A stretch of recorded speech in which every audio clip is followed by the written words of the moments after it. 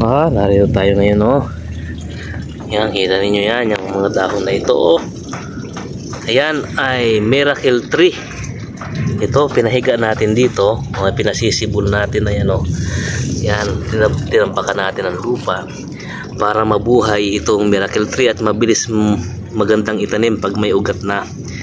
Ito'y ating pinapadami sapagkat ito ay magaling sa kalusugan natin.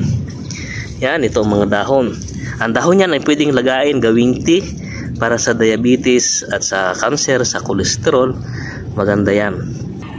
Ito, yung ating miracle tree na tanim mo. Isang linggo nang nakababad sa tubig pero hindi nagbabago ang dahon. Parang siya ay buhay kahit siya ay nakababad sa tubig ay buhay siya. At lalo na dun sa yung isa na yun, no?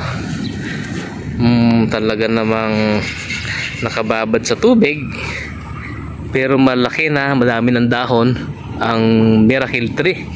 Nagamot yan sa cancer. Ayan, no?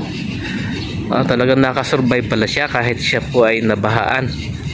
Kaya hindi problema ang pagtatanim ng miracle tree kung tayo po ay may problema sa kalusugan, sapagkat madali lang pong mabuhay ang miracle tree.